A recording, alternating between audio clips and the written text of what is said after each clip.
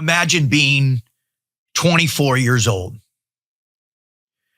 You're either living at home, you're living in a packed apartment with your friends, you're not sure about where you're going to end up or what you're going to be, and you're frustrated with how you feel like your life is going. Now, I would absolutely acknowledge that if you're a woman, that's different than if you're a man. And I do so and acknowledge those differences because the outcome that I'm going to lead you through ultimately impacts men, because men are the ones that feel the most unfortunate fate as a result of this frustration or dissatisfaction with existence. Women are more adaptive and cunning and recognize how to navigate the catastrophes with which men bring to society and to the world as a whole. And I'm not excusing, there have certainly been female influences that have driven many negative aspects of history in terms of conflict and war and sorrow and devastation. But mostly it falls upon our shoulders, but not upon the shoulders of that 24-year-old disenfranchised man. Think about it. You're wondering what you're supposed to do with your life. What aspects of your life are going to give you a grand sensation of fulfillment? What's going to lift you up? What's going to give you joy? What's going to reduce fear?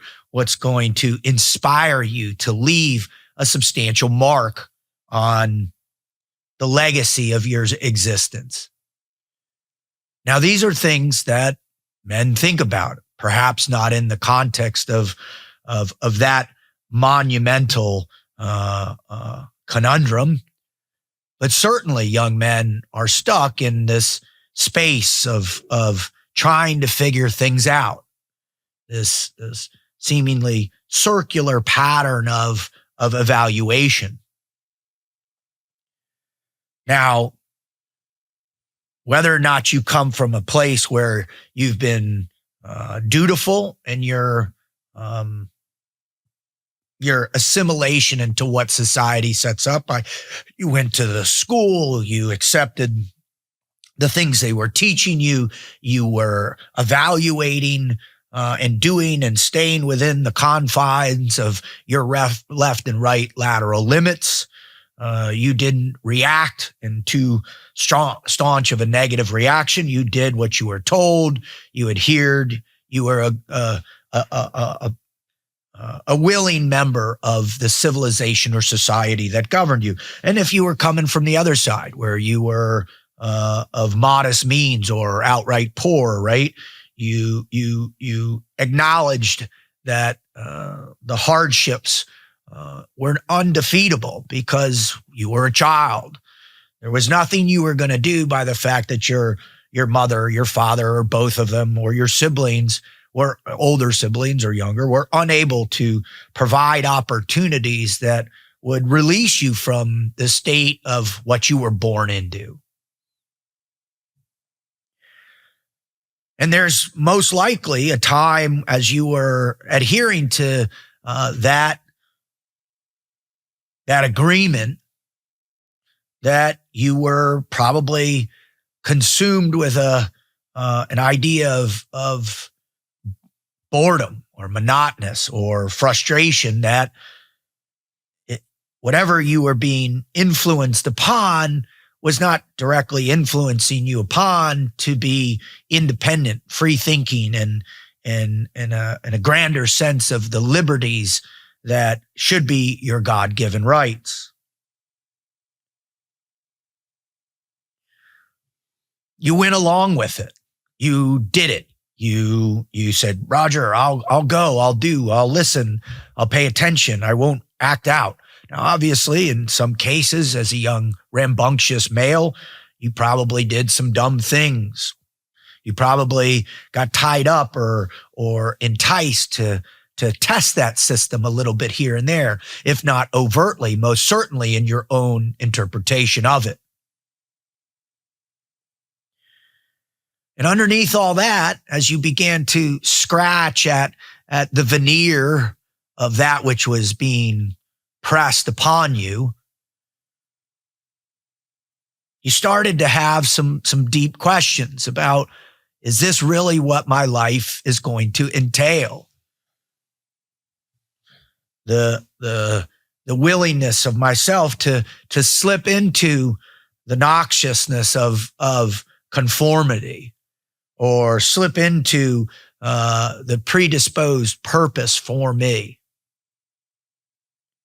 And that pulling of that is palpable. You can feel the thing pulling you into it, right? The thing that gives you a modicum of satiation, the thing that gives you a sense of fear that if you don't conform, the reaction to that could be a condemnation that leads to incarceration, a condemnation that leads to ostracization, a condemnation that leads to incarceration. And so you're trying to figure out, what's my purpose in all of that? And eventually, after you go through the system that's set up for you, the system to get you into that conformity of some construct, the system that creates the lanes with which you have to adhere to,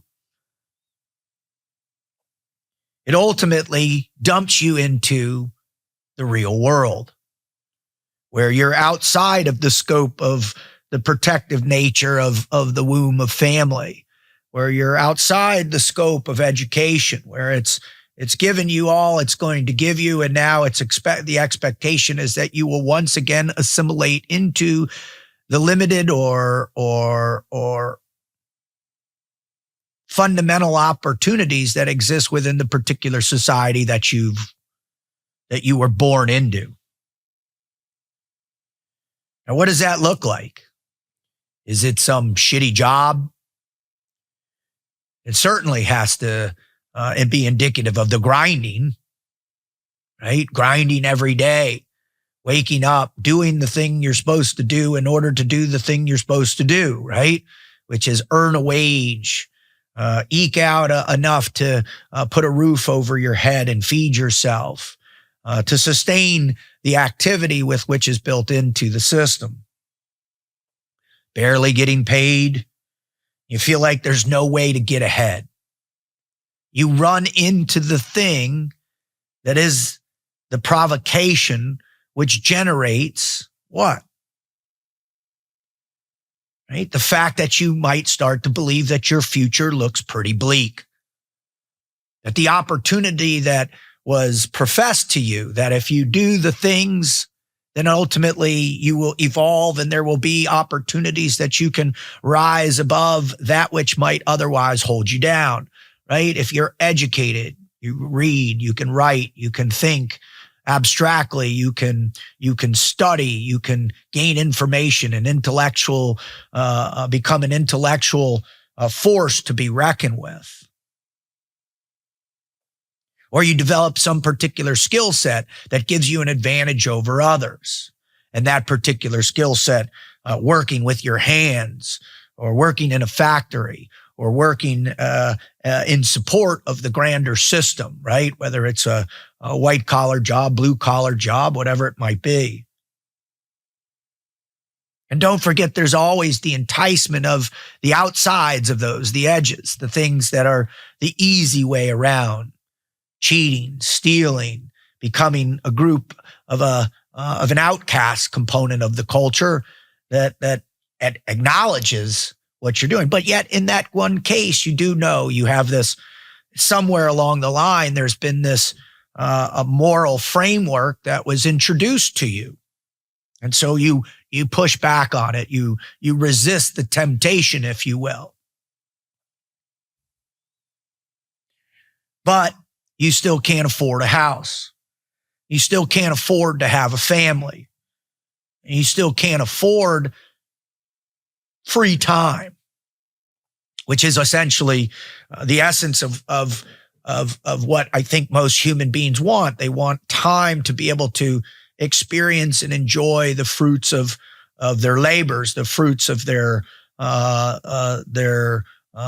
desires of morality, the fruits of their liberties, the fruits of peace, the fruits of the things that give people a grander sense of meaning and purpose. They want that freedom. And yet, it's just impossible to stop noticing that there are powers that are outside of your control that seem to be controlling the systems. And these systems are diverse all around the world, but yet it's still that same 24-year-old male that's being subjected to the systems, right? Driven towards the systems that ultimately create or restrict the opportunities for them to gain that grander sense of meaning. Right?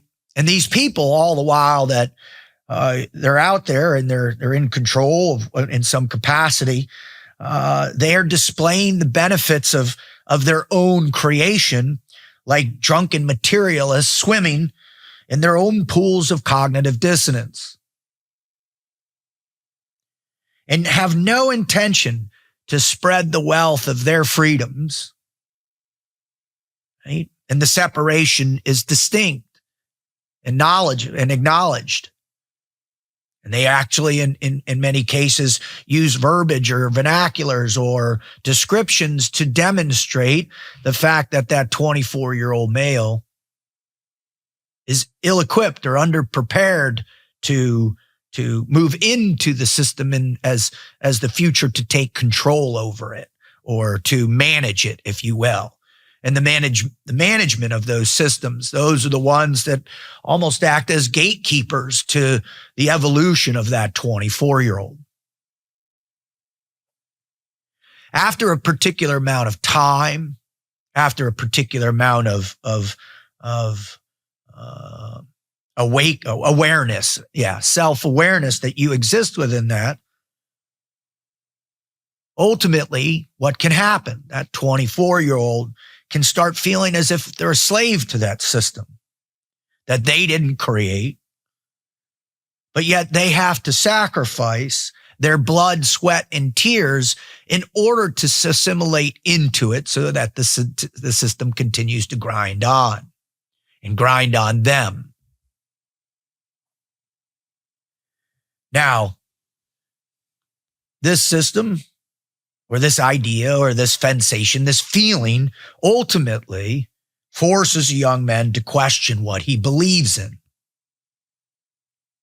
He's forced to question what he was taught. He's forced to question why life is unfair. Over and over again. Over and over again. And what ends up happening as a person sits there and stews in the midst of that negative insurgency, that external pressure that constantly is diluting his sense of ambition, his sense of hope. It's almost as if he's being drenched in this inescapable reality that life itself is imbued with suffering and pain. Well, he ends up circling that proverbial drain of his own hopelessness and sorrow. And then it happens. As the emptiness of his faith regarding his own future burns, the emptiness of his own self begins to ignite something else. which is this idea that meaning comes from another place. It comes from this deeper sense of strength. Now, I know that seems a little simplistic for sure about a young 24-year-old man, but I can tell you this, that man, that real man, seeks that strength out day in and day out. That's what men are conditioned to do. That's what men have always been conditioned to do, to find the strength in themselves to hack out their own existence in this world. And this is not something that dies because of some type of programming, although there most certainly always is throughout history a program that seems to direct that quest for strength towards particular ideas regarding religion, politics, ideologies, philosophies, the whole gambit of that human condition. There are programs designed to direct that 24-year-old male into that space. Why? Because the 24-year-old male is the person that ultimately governs whether or not the system will stay in place or the system will collapse. Now, when that sense of strength is ignited, right? That little fire in their belly of, I want to be strong. There's something growing in me. I feel something burning, that what I've been exposed to isn't right. What I've been exposed to doesn't sit well with me. And through a casual relationship or curiosity, the 24-year-old ultimately hears a message that embodies something that's bigger than himself. He hears a message that provokes the one thing that all real males want to be imbued with. He hears that message that says, if you hear this and you act upon it, you will feel the strength that you've been searching for. And guess what happens? This sense, this feeling in this message that he hears, it moves him. It stirs his loins, right? It stirs the legacy that has been passed down him for centuries by his family's ability to fight and survive and thrive amidst the constantly changing systems. And that fire in his belly is lit. So what does he do? He seeks the truth behind what was said. He seeks the truth behind what was said because guess what? It stirred his soul. I think that's what all young men are looking for. They're looking for the thing that stirs their soul. They're looking for the thing that gives them that sense of energy, that sense of strength, that sense of emerging power. That sense of the grip of that sword in your hand, or the bow in your hand, or the arrow which releases, or the sense of the trigger and the round impacting that which is trying to alter that sense of strength.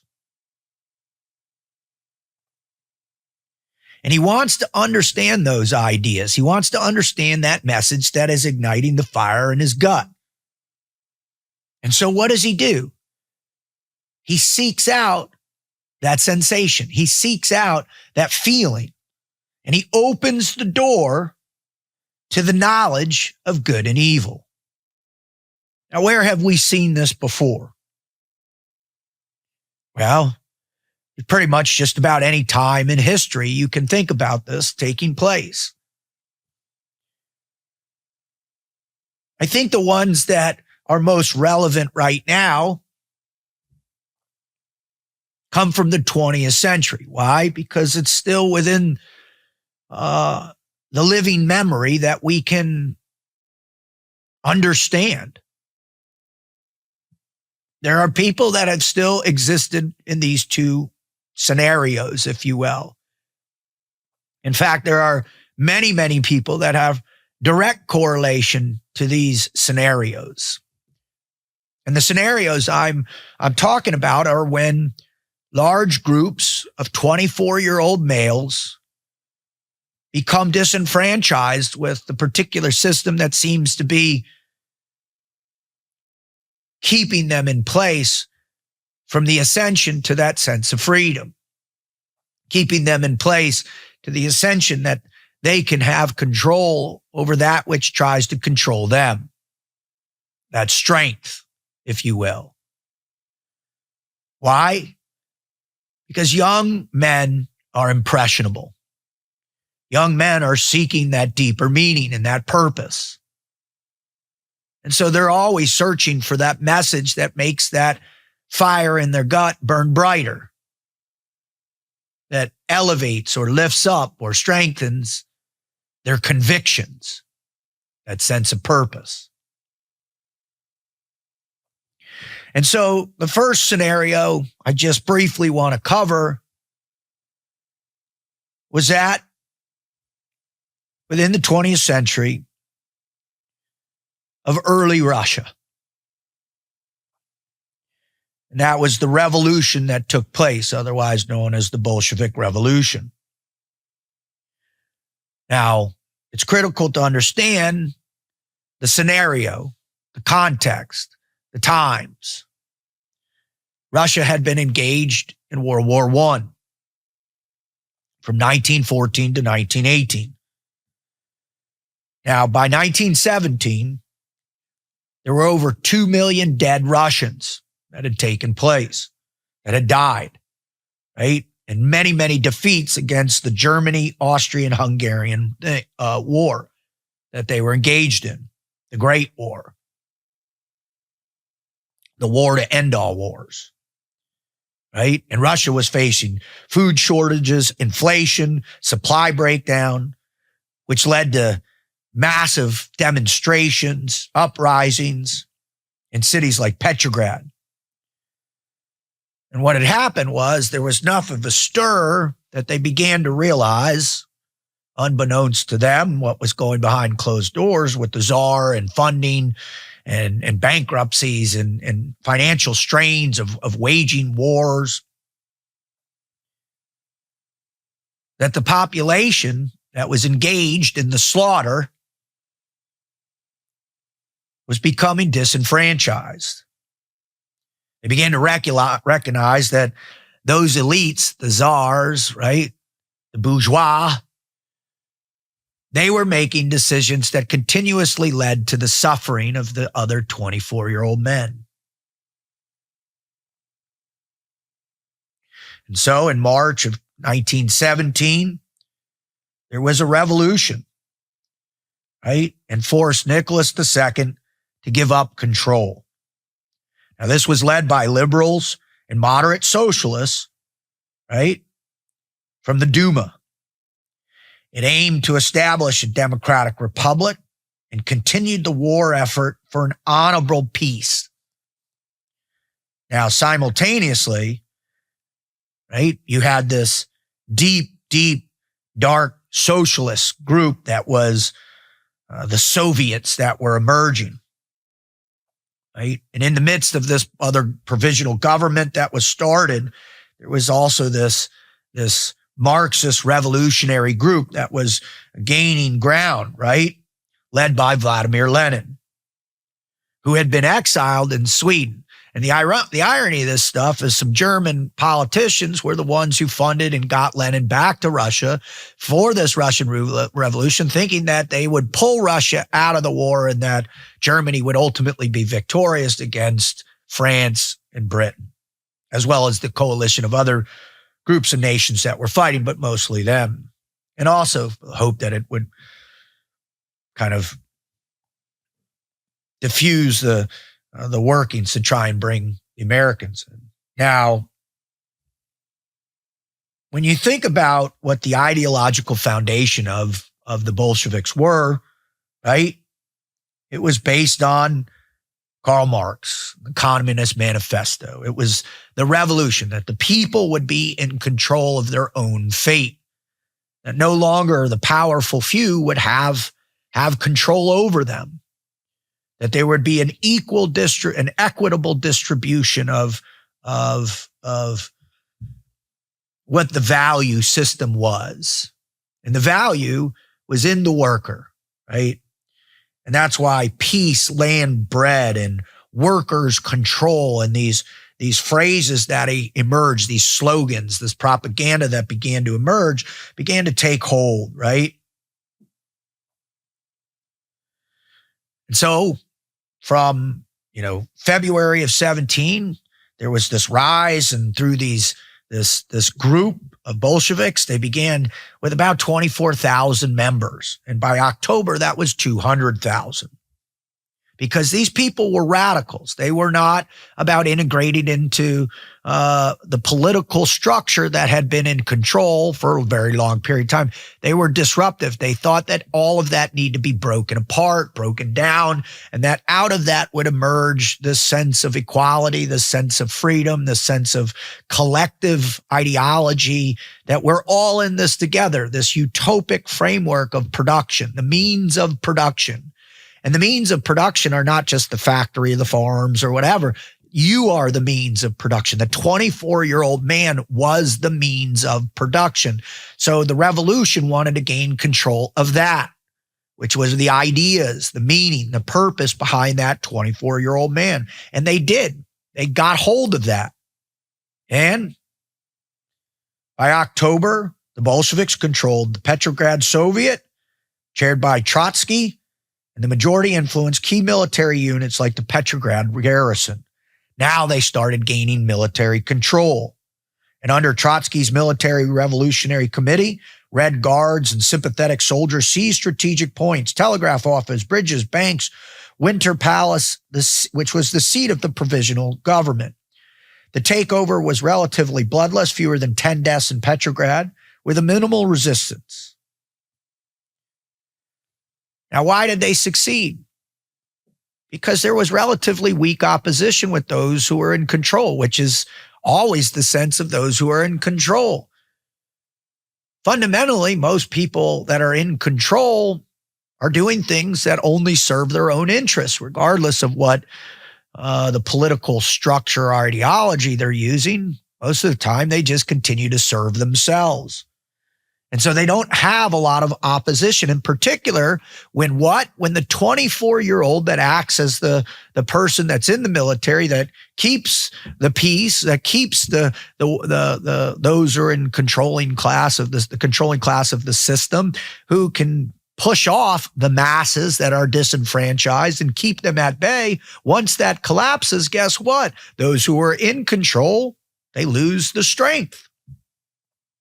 Now, the other is that this group, this Bolsheviks, these Marxists, these communists, they had great ability to organize, to bring together, to create structure,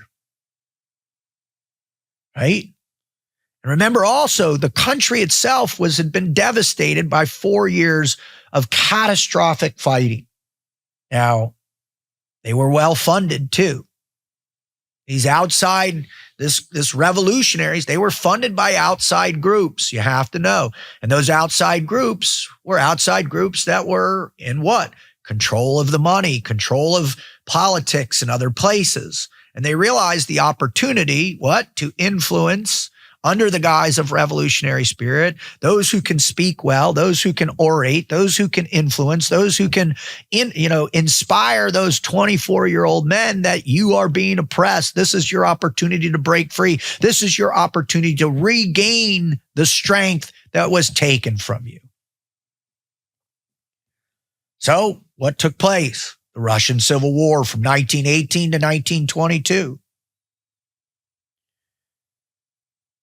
So the opposition coalesced into white armies, which were monarchists, liberals, nationalists, supported by foreign interventions. Britain, France, USA, Japan provided troops and aid to prevent the Bolshevik spread. But guess what? It was too late. The brutal conflict, the Red Army, organized by Trotsky versus the Whites, the Greens, the peasant rebels, and others estimated 7 to 12 million deaths. Let me repeat that. The Red Army was responsible for 7 to 12 million deaths from fighting, famine, and disease. And that's from 1918 to 1922. Now, the Bolsheviks won due to centralized command. The other groups couldn't get together. They couldn't hold together a coalition. And they had centralized command, right? Defend the revolution, right? The communistic war, state control of economy was implemented, but ultimately led to what? A famine that devastated another supposed 15 million people. Now, what happened after a result of that? That 24-year-old male in Russia continued to suffer unless they did what? Unless they joined the Communist Party, the Soviets. And then even if you did join, if you didn't say the right things or whatever, you just moved right into that structure of tyranny. You gave up one system of control for another system of control. Why? Because the messaging sounded good. You believed what they were telling them.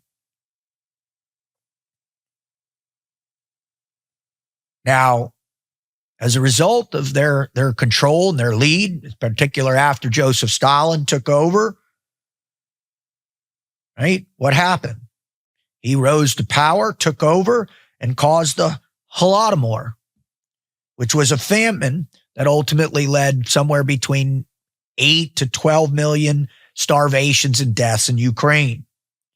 In Stalin's era from 1920s to 1953, right? 5-year plans, the Great Purges, 1936 to 38, executing rivals, including the old Bolsheviks, right? Estimated was how many deaths? 20 million deaths from repression, famine, and war. Who were those deaths?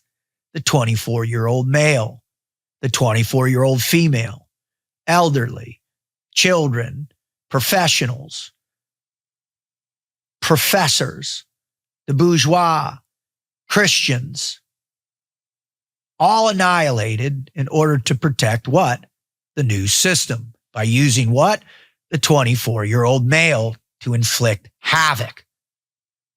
Those disenfranchised males, those ones that were on the front, that came out and were promised a new utopia, were used in order to go out and kill the other 24-year-old males that potentially would stop the tyranny of that new system.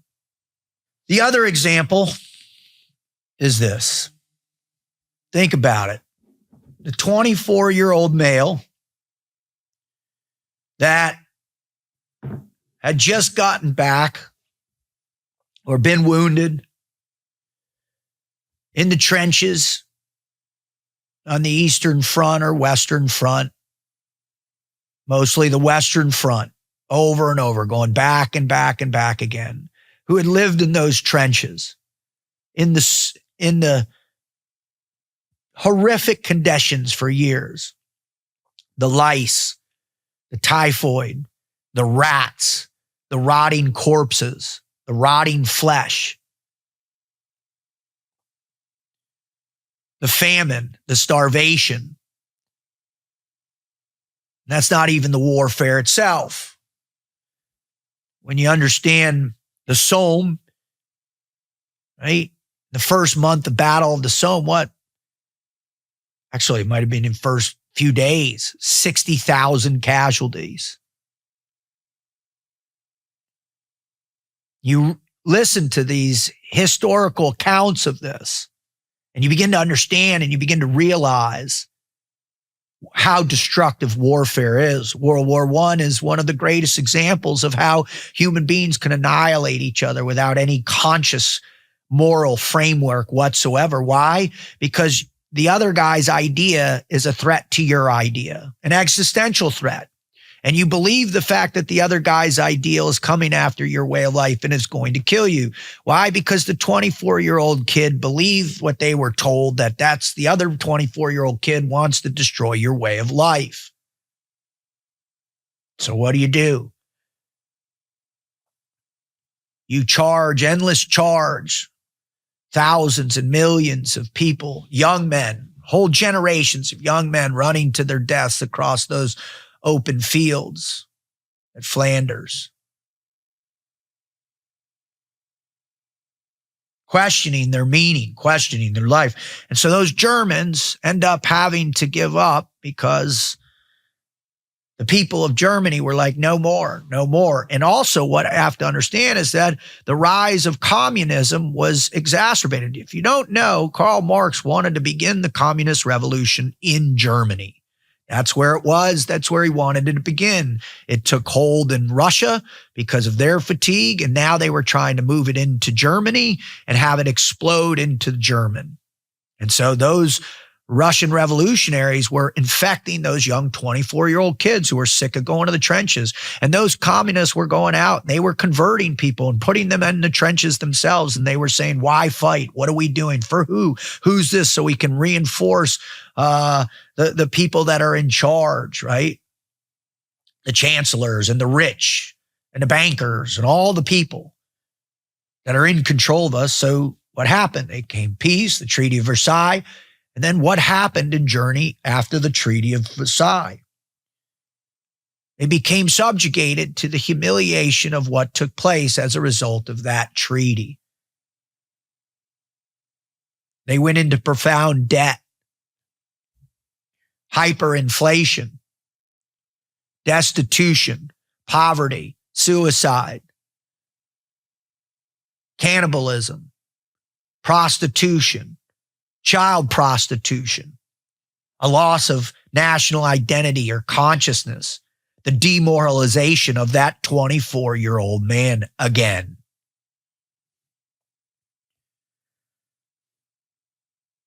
Now, the Treaty of Versailles took place in 1919, right?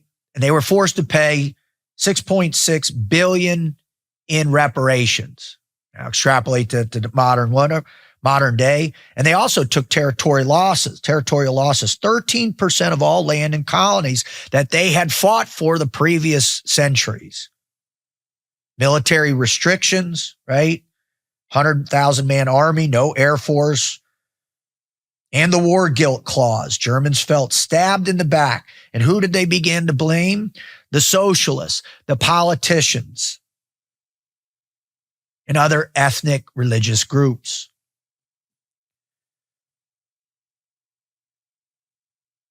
Now,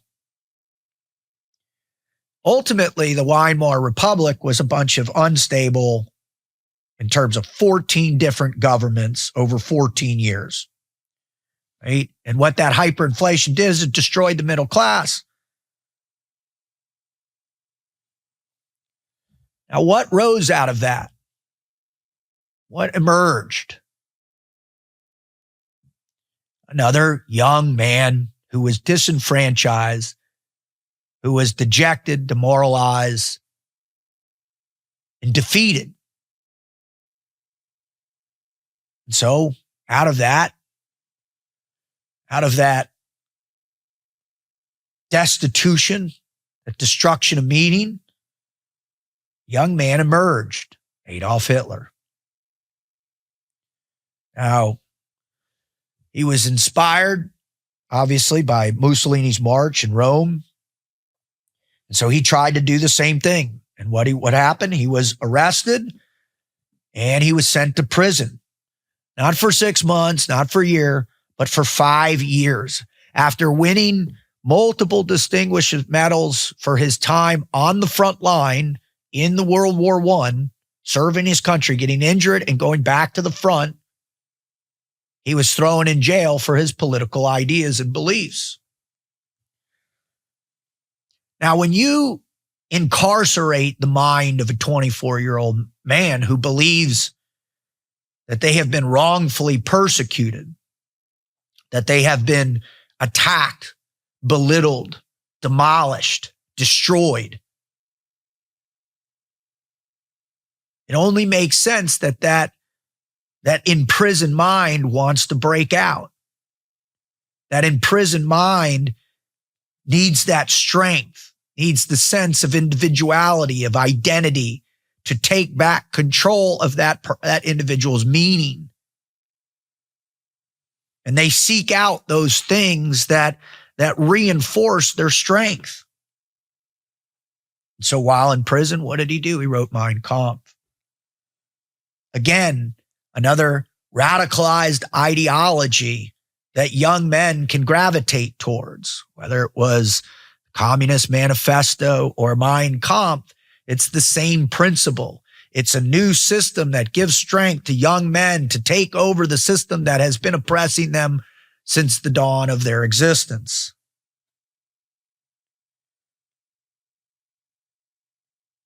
Now, if you don't believe that these pieces of literature are that powerful, by 1933, 228,000 copies of Mein Kampf had been sold. Got to also remember that a bestseller, even in modern times, is 35,000 books. So 228,000 books is substantial. That's how a movement begins. Now, in 24, he was released, right? And he reorganized the NSDAP, which is the National Socialist Movement. So they kept building and recruiting. And by now, his oration skills had emerged. And his confidence in what he was doing was unchecked, right? It was overwhelming in his dedication to what he knew he needed to do to rebuild the idea of Germany, which he bled for on the front. Although he swore he would gain power illegally or legally, right? What'd he do? He exploited the democratic flaws of the Weimar Republic. Now, he kept gaining more and more power polling. And what was it in 28, the Nazi Party polled around 2.6%. But what they were doing is they were building the infrastructure of the party. They were going out to the common people, the common 24-year-old man that had no job, no future, no family, no ability to pay for a house, pay for children. His sense of meaning, his belief systems, his heritage was all under attack, was devastated across the board. And they started to build these youth groups and women's organizations, these local cells that people could gravitate towards, these 24-year-old men who could begin to feel what? The strength again that had been taken from them. Now, what launched this into high gear and high speed was the crash of 29.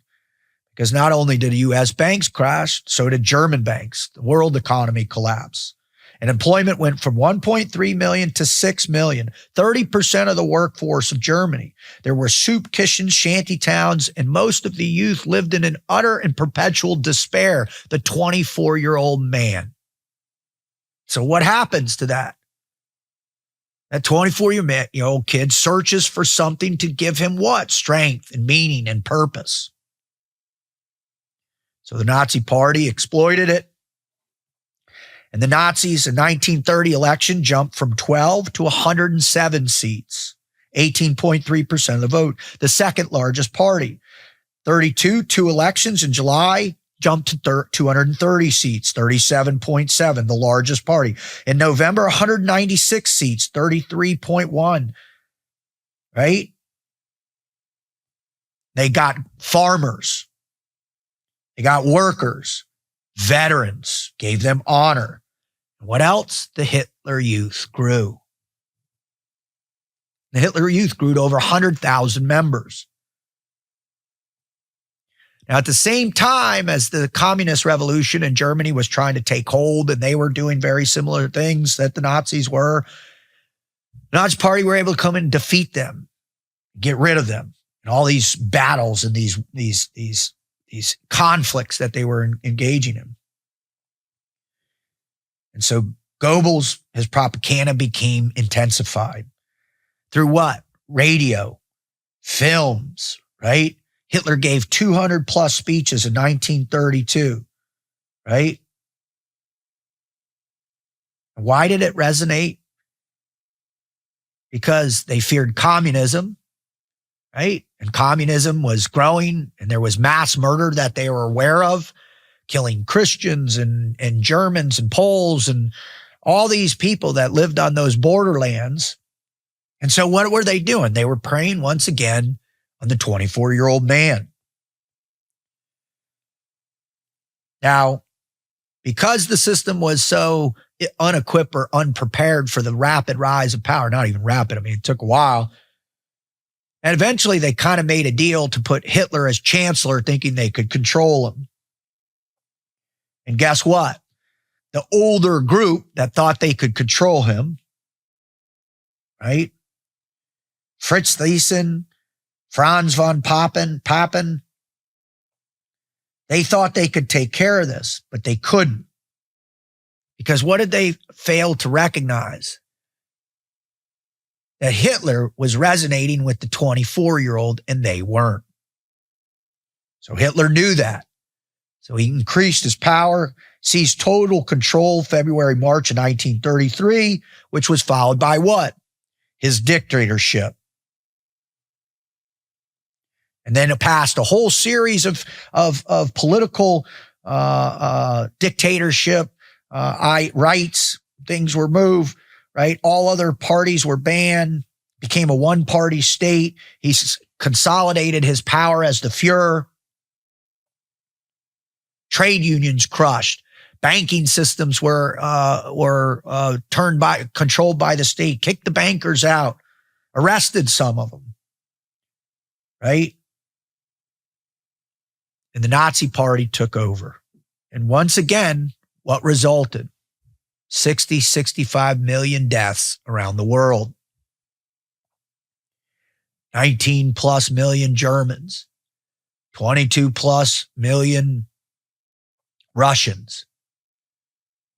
Both those parties, both the radicalized nature of those parties, communism, fascism, right? Bolshevism, Nazism, all going after the 24-year-old male, inflaming them, and then annihilating each other.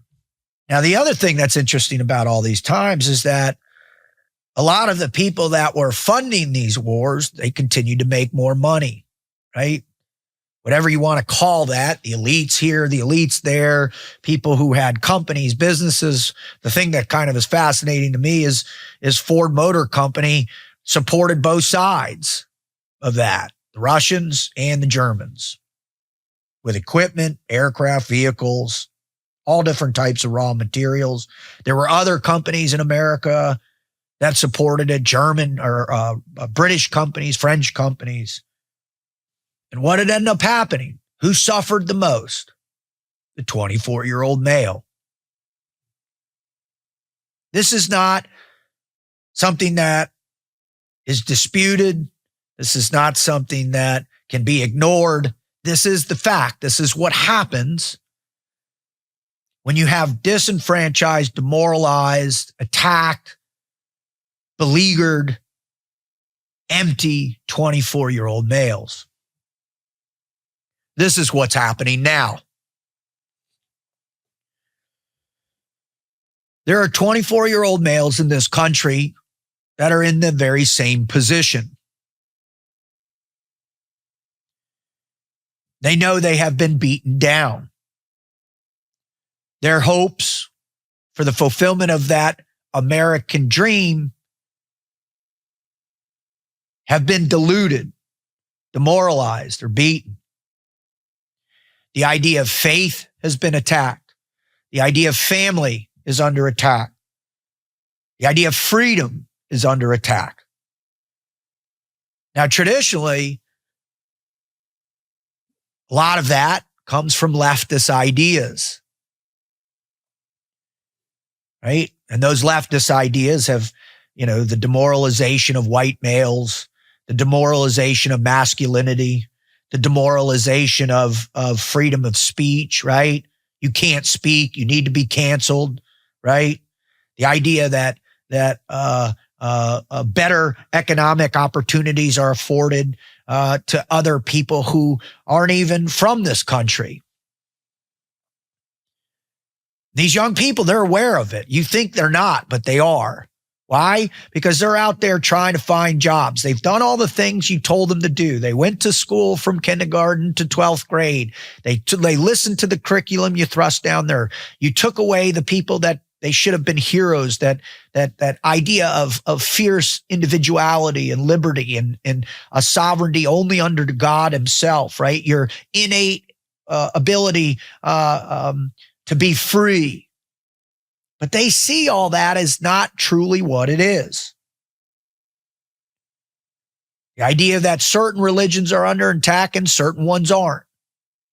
And what's unfortunate is that now this is a reality. And I think there's a massive group of people and all the systems that are at play or in control, or so they think. They're all doing what right now? They're all vying for the young, disenfranchised 24-year-old Native American, the 24-year-old immigrant American, the 24-year-old black man, the 24-year-old Hispanic man, the 24-year-old white man, the 24-year-old Christian, the 24-year-old Jew, the 24-year-old Muslim. They are all being sought out from these different groups, trying to influence them, trying to bring that sense of collective power or strength to them. And you see so in what's being projected as history, or the anomalies within history, or the manufactured state of history, or only teaching one component of history and not all of the other. The fact that somehow, somewhere, some way, that our youth, that 24-year-old man, doesn't understand the gray nature of history itself is indicative of that system that has been trying to manipulate them or influence them, that they have an inability to be able to evaluate history in its totality, in the total context of what it was, how it came about, and the impact from it. And any person that is not allowing that robust debate about history itself is part of that negative influence on that 24-year-old male. You look at the movies or the streaming shows or the books. You look at AI, the housing markets, how religion is being framed. And these 24-year-old males, they see it. They're not stupid anymore. Powers that be, they woke them up. They woke them up as a result of the pandemic by taking away their liberties. You must stand 6 feet apart. Why? Because we made it up. It's control. You must wear a mask. Why? Because we want you to be silenced and cover your face. You can't travel unless you get this jab. What is it? Well, we can't tell you that. And we don't have to tell you for 70 years. And oh, by the way, if you get the jab, you could get different heart problems, or your reproductive organs could be impacted, or you could outright die suddenly. Oh, and by the way, we're going to promote these other groups that can go out and bitch and moan, and because they support, because we were told that this drug dealing, drug addict, a person that had been in jail, a person that was high, that was having an overdose, was demoralized, was killed because of this unchecked government authority of police officers. When everybody now knows, you can go and see the statistics of how many unarmed black men were killed by police officers in 2019 in the mid-20s. So we see, these kids see that this is not right. This is a lie. They feel it. It's a lie. They understand propaganda now. Why? Because there's this thing called the internet. There's this access to information that can't possibly be governed the way it used to be governed by the people who are in control of the system, who want to curtail what information gets out and what doesn't. And in that access to that, what do they feel? They feel One, a place to detach from the system that's demoralizing them. They feel a place where they can engage with each other without the irrational influence or the illogical influences of the systems trying to control them. They can go and feel a sense of release from the destitution that awaits them and the abysmal nature of their future, right? How? By gaming, by streaming and talking to each other, by producing stupid memes or videos or making fun or poking fun of it. And as they were coming up into this world, because that's the only world they know socially, the old grip of the social structure is gone. And for anybody that's out there who's 40 and older, guess what? You need to wake up and realize that you no longer have control of the 24-year-old man. You might think you do, but you don't. They are awake by what they have gone through. Because when was the 24-year-old man now born? Tell me. When were they born? They were born in 2003. Post 9/11. They didn't feel the impact of 9/11. All they've ever known was access to a device that was perpetually feeding them information. And through the growth of their understanding, the growth of their ideology, the growth of their philosophy, their growth of their morality, the growth of their theological or more metaphysical understanding of the world around them has been through their screens. They have felt the impact of the different types of heroes that they were fed or the different types of ostracization they were made to feel. The fact that you are not in control. You are a detriment to society. You're a colonist. You're a bigot. You're a racist. You're a chauvinist. You're a phobicist or whatever the word is. You're not worthy to be a functioning part of society. In fact, you're not worthy enough. We're going to censor you if you begin to purport ideas that don't fit within the traditional narratives that maintain the society or the system that seems to be constantly improving the lives of those at the top. And again, this is the interpretation of the 24-year-old male. And so what emerged out of that? What emerged out of that is the ideas. What emerged out of that is the understanding of their heroes. Now, as I go back and begin to recognize what took place, because I think I was on an edge of it in the beginning, and you had a bunch of these early 24-year-olds that did what? After 9/11, that went to war, that went back to the trenches.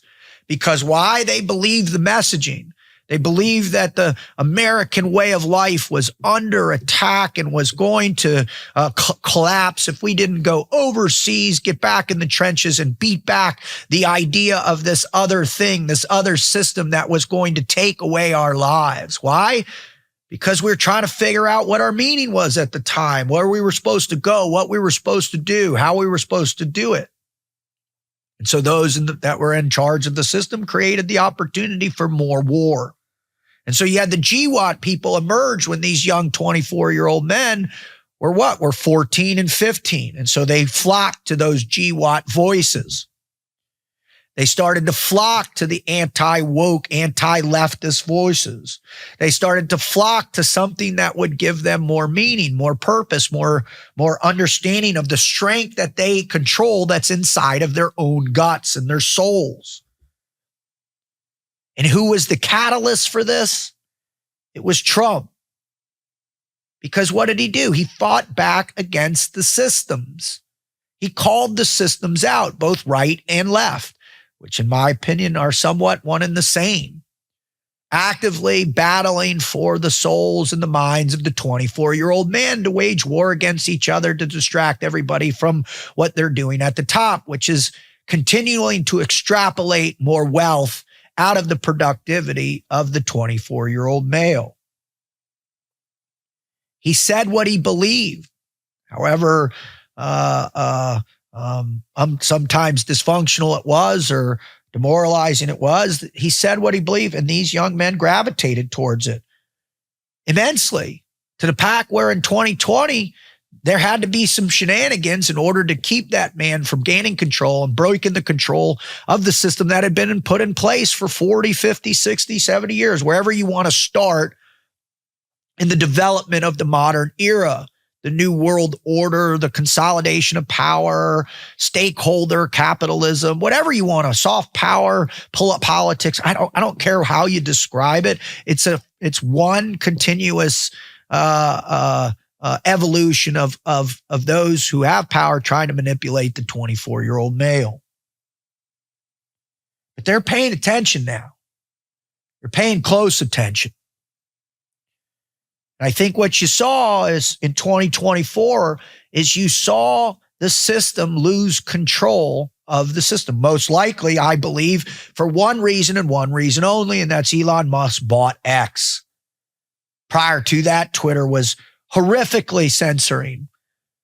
Facebook horrifically censoring. Instagram censoring. YouTube censoring. All social media platforms censoring, demoralizing, diminishing the voices of the emergent 24-year-old males or those who are trying to inform them. Be free. Think for yourself.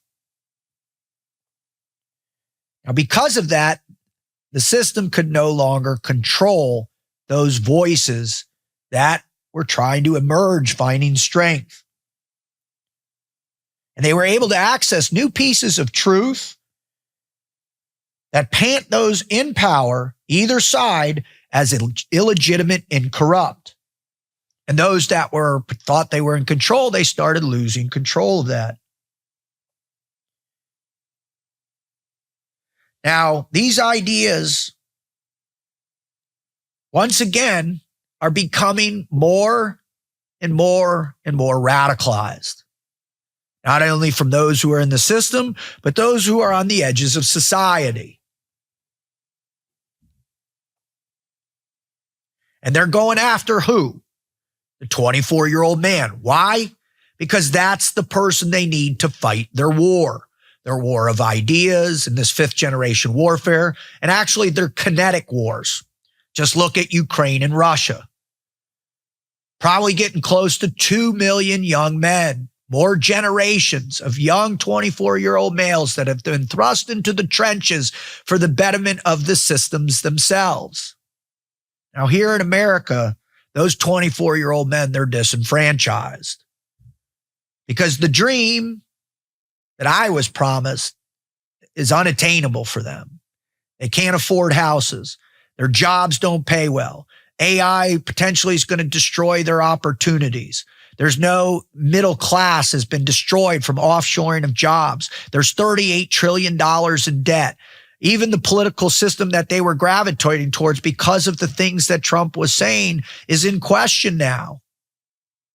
Where's the Epstein persecution? Where's the perp walks for Russiagate? Where's the perp walks for all the leftist ideologies? Where's the perp walk for the crazy judges? Where's the perp walks for insider traders? Where's the perp walk for the manipulation of justice? It's not happening. And the catalyst of all catalysts, the assassination of Charlie Kirk. Because the one thing that these 24-year-old men started to feel some strength with was the ability to have faith in themselves through Christ and God. Why? Because that religion doesn't force them to fight for anything other than their individual sovereignty to God. Christ does not tell me to go out and fight. Christ tells me to go out and love. Christ tells me to go out and listen. Christ tells me to go out and search so I can find. Christ tells me to be humble. Christ tells me to be aware of different ideas and opinions, but to be able to have open conversation with others, to be able to profess the good news and the gospel, to tell you that you will be saved, that God loves you regardless, that Christ loves you.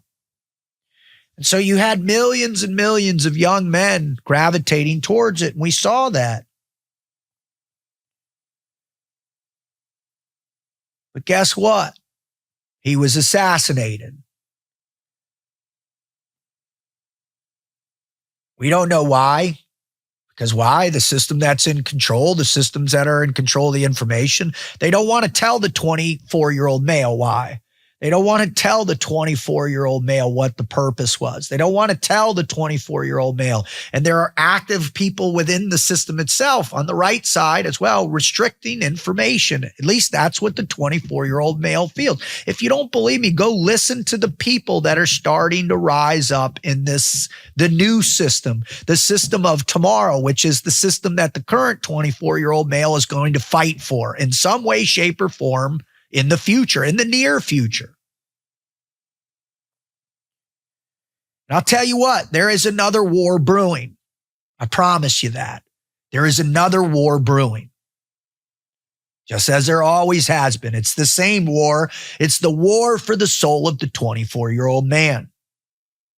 It's always lurking beneath the surface of those who are trying to influence that youthful army. And the reason is because those that are in power, they don't want to do the fighting anymore. The old days of the king on the horseback riding into battle, those days are over. General Washington crossing the Delaware. How many generals died in the GWAT? It's a 24-year-old man that does.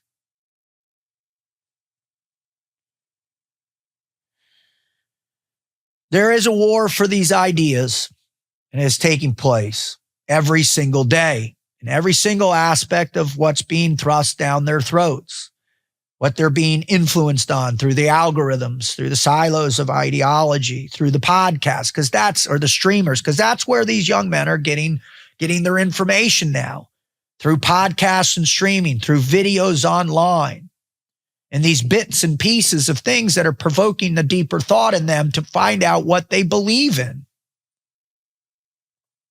And these young men are being pulled into a fight. They're being pulled into a fight, the same fight, with the same ideas, spun by a different muse. Those trying to consolidate their positions of authority through social outrage and condemnation of another group or collectivized people. They're your problem. They're taken away. If you don't attack them, if you don't go after them, then you're wrong. They're the beginning of the new Nazi party. They're the beginning of the new Bolsheviks. They're the beginning of the new whatever. Come join me. Join me in the fight that we're in against the radical nature of the left, against the radical nature of the right. Pick a side.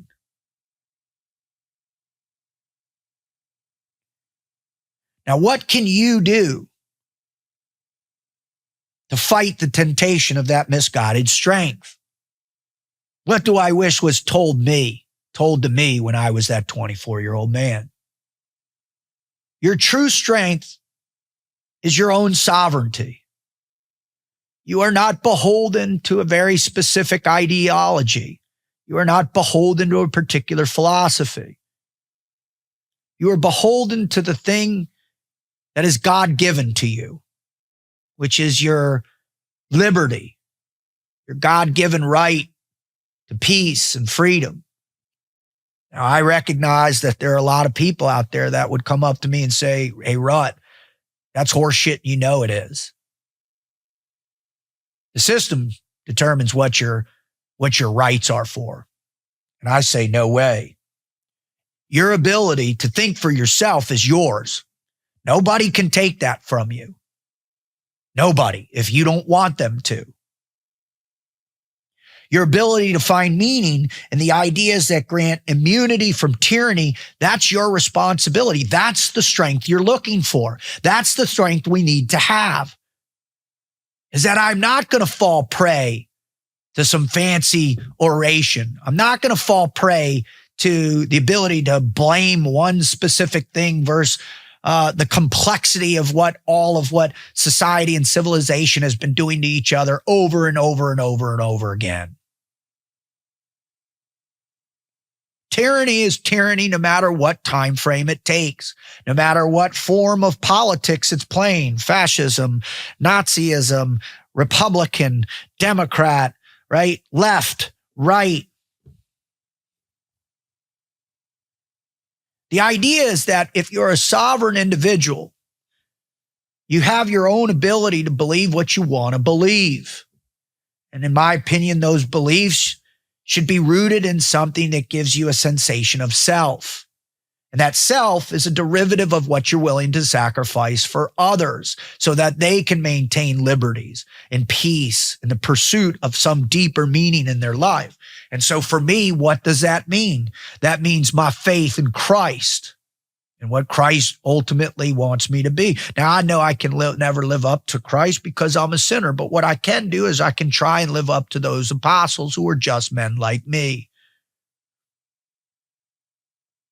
And the other thing is that my family, what the meaning that my family gives, the sacrifice I'm willing to make for my children, traveling every week so that they can go become educated, traveling every week so that they can have the beauty of competition and sport, traveling every week so that they feel the grand sensation of their own emergent individuality.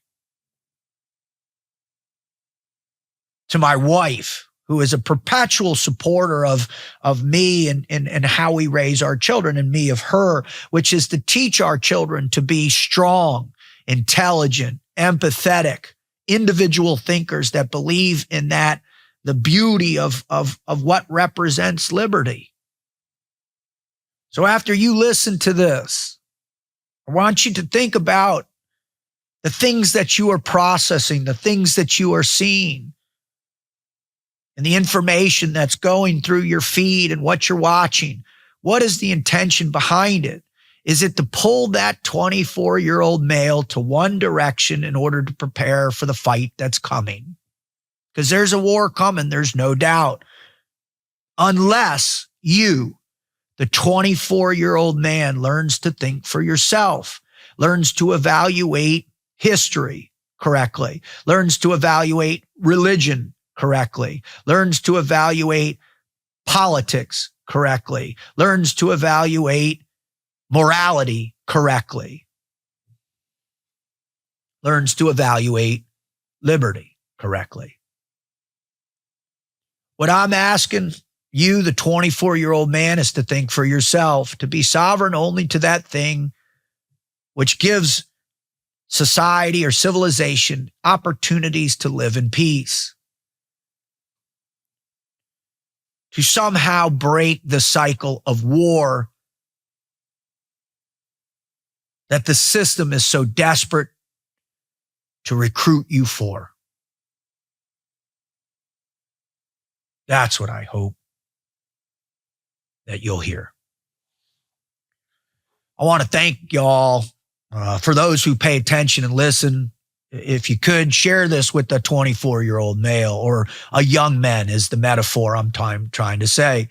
Give them this and share it with them. Listen to it and try and share that with maybe your 24-year-old daughter or your young people around you, or even listen to yourself and pull yourself out of the influence of the thing that is driving us to war. We don't need it anymore. We need time to figure out what this future is going to look like. We need time to reinforce our young 24-year-olds that, guess what? You're in control of the future, and the future is up to you. You can break the cycle. It's possible. Not through radical ideologies, but through that steadfast resolve that we each have an opportunity to live our lives independently of one another without influencing each other negatively towards war. So please subscribe, like, share. It would mean the world. I want to thank all those that have kind of helping me awaken.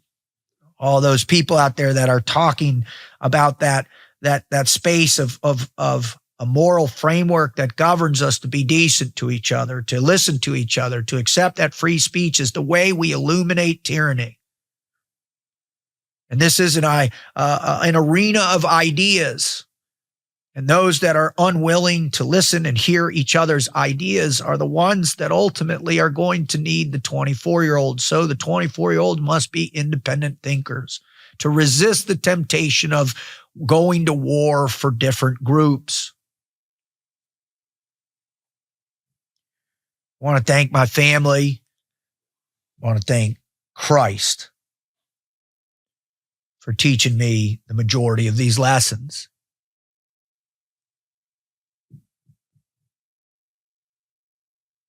We're coming to a crossroads. You feel it, I feel it. And I just hope and pray that we can find restraint from the temptation of war. Godspeed.